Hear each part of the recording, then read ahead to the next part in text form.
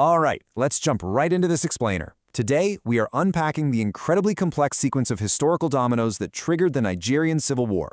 Between 1967 and 1970, this conflict cost millions of lives. But instead of just focusing on the battlefield tactics, we're going to trace the political unraveling that broke a nation apart in the first place, and then look closely at the highly controversial peace-building efforts that followed.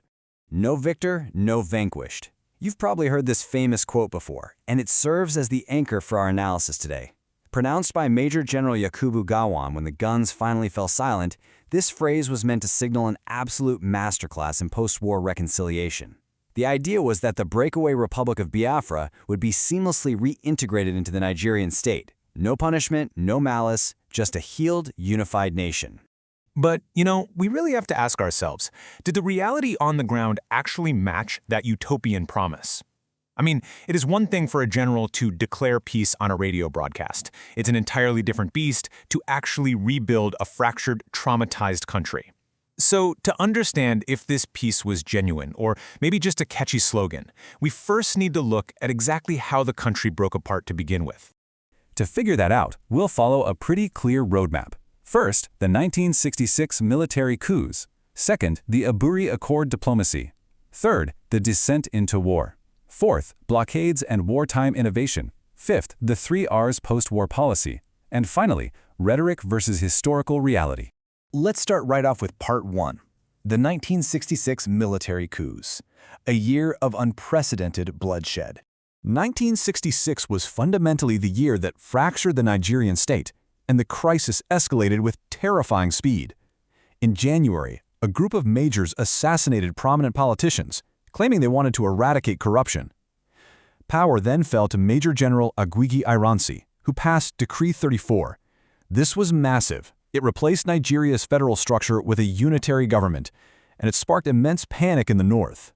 So, by July, northern officers launched a brutal counter-coup, known as the July Rematch, killing Ironsi, installing a young Yakubu Gowon, and tragically triggering widespread violence against the Igbo people living in the north. Now, these events didn't just happen in a vacuum, right? Northern military officers harbored some really deep-seated grievances that directly motivated that bloody July counter-coup. From their perspective, the January coup looked like a targeted ethnic power grab, especially since the original plotters basically walked free and were still getting paid. And that unification decree? To the north, it felt like a deliberate attempt to erase their regional autonomy. The atmosphere turned completely toxic. Whatever trust was left between the regions absolutely evaporated. Moving on to Part 2, the Aburi Accord diplomacy, a missed opportunity in Ghana.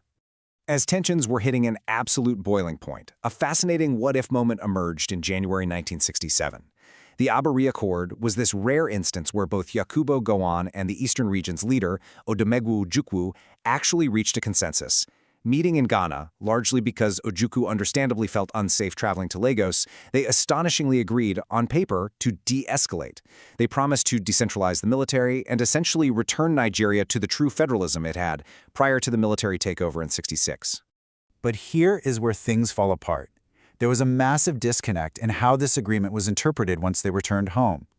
Ojukwu looked at Aburi and saw an ironclad guarantee of regional autonomy. He thought the regions would control their own security. But Gowon's implementation was a totally different story. Advised by federal civil servants that he'd conceded way too much power to the east, Gowon passed Decree 8. This decree ultimately retained central emergency powers over the regions. For Ojukwu, who was desperately trying to protect his people after the '66 massacres, this felt like a total betrayal of the entire Aburi spirit. And that brings us to Part 3, the descent into war. The center cannot hold. So that diplomatic bridge completely burned to ashes. Both sides were now bracing for the worst. The final straw came in May 1967, when Gowon strategically carved the country's 4 regions into 12 new states. Why did this matter so much? Because it isolated the core Igbo population from the oil-rich coastal areas of the east. Stripped of their economic base and feeling entirely marginalized, Ojukwu declared the independent Republic of Biafra on May 30th. Just weeks later, by July 6th, the shooting war officially began. Let's look at Part 4, Blockades and Wartime Innovation, Survival Under Siege. The sheer reality of this war forced some absolutely unbelievable human ingenuity. facing a crushing federal economic blockade that started in June 1967, literally cutting off all export and import routes. Biafra was starving and severely outgunned. Out of pure absolute desperation, they created RAP, the Research and Production Board. They gathered their brightest scientists and engineers and handed them a practically impossible task: keep this fledgling republic alive using strictly local resources. And what they accomplished was staggering. Cut off from all global supply chains, these indigenous technologists managed to sustain the Biafran defense for 3 whole years. They engineered local weapons, including the devastating Ognigwe rockets. They literally built makeshift oil refineries from scratch just to keep their vehicles running. They established a land army to cultivate every single available patch of soil to fight off the famine, and even utilized traditional blacksmiths to make custom armaments. It's an incredible historical display of self-reliance under the most harrowing conditions you could imagine. Which leads into Part 5, the 3 R's post-war policy. Rebuilding a nation? When the war ended in 1970, Biafra had surrendered, and the monumental task of keeping Nigeria together was back on the table.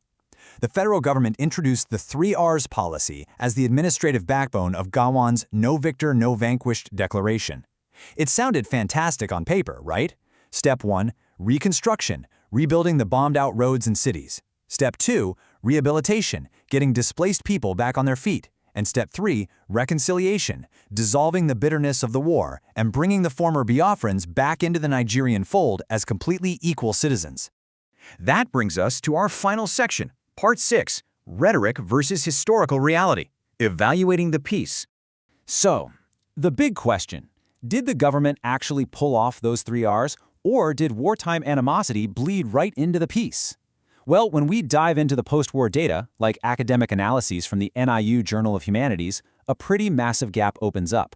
Remember, Igboland had been the sole theater of the war. Its economy was decimated, its buildings were literally in rubble. Yet researchers point out that reconstruction efforts there were sluggish and largely unfulfilled. And perhaps even worse, those brilliant scientific innovations from the Biafran RAP board we talked about, they were completely abandoned and destroyed, rather than being integrated into a newly united Nigerian economy. The legal framework from that era tells a totally different story from No Victor, No Vanquished 2. Take Decree 46, for example.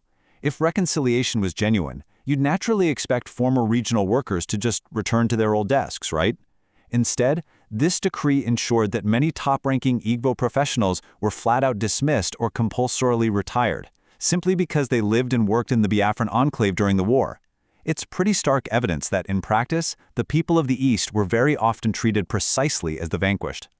So as we wrap up this explainer, we are really left sitting with some massive historical what-ifs.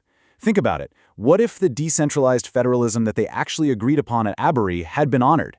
Or what if Nigeria had funded those blockaded ingenious scientists to build a self-reliant national economy instead of just discarding all their work? The Nigerian Civil War ultimately shows us that a nation's destiny is shaped not just by the wars it fights, but by the kind of peace it chooses to build afterward. If you were drawing up the blueprint for reconciliation, what would you have done differently?